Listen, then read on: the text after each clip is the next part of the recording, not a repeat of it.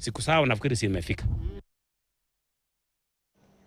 Coming back to Nairobi, KANU Nairobi gubernatorial aspirant Tony Gachoka today attended a church service at the Redeemed Church in a satellite Kabiria, Dagoretti.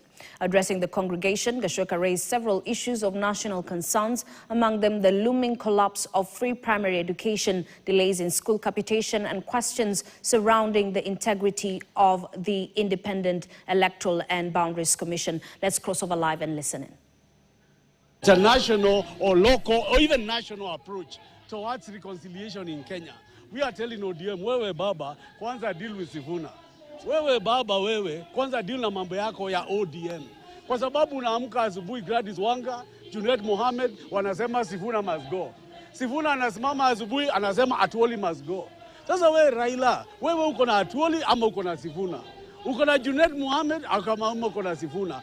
Ili wewe uweze kutuambia kama Raila Odinga uko na wana Kenya ama vijana wa Kenya.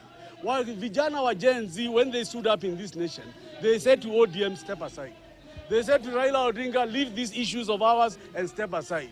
Now we are being treated to international theater, to national theater. Why am I saying international theater? Yesterday on CNN, they are reporting that Kenya is descending beyond the 2010 constitution. They are saying that this is a country where people have been abducted, people are being killed, and there is no rule of law. This has no longer become a national issue, it's an international issue.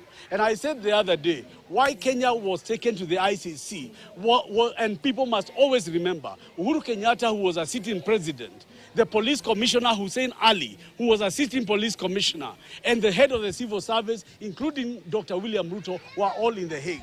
Therefore, the ICC is not beyond your reach.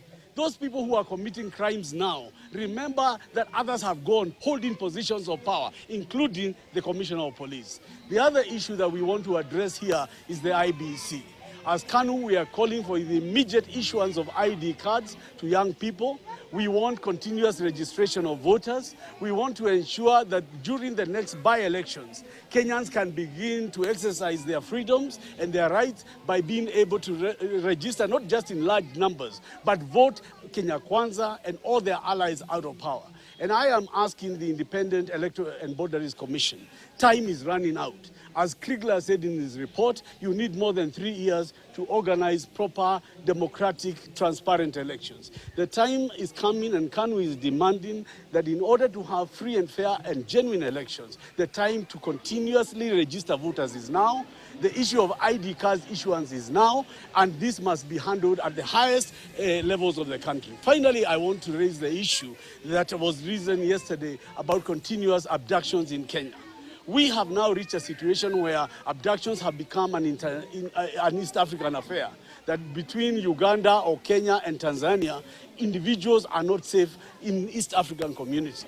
I want to congratulate the family of the activist who has just been released because of bringing to the limelight the international nature, the East African nature of this abduction. So we have to ensure that Tanzania does not cooperate with William Ruto to become the place where abductions continue in Kenya. We must condemn this new East African adoption policy and condemn it completely. And we are then telling Raila Odinga, you went there with a point agenda that would end adoptions and bring justice to Kenya. What we are seeing now is an alliance of UDA and ODM to stick to power and nothing at all about justice, nothing about restoration of justice, nothing about the freedom of this country.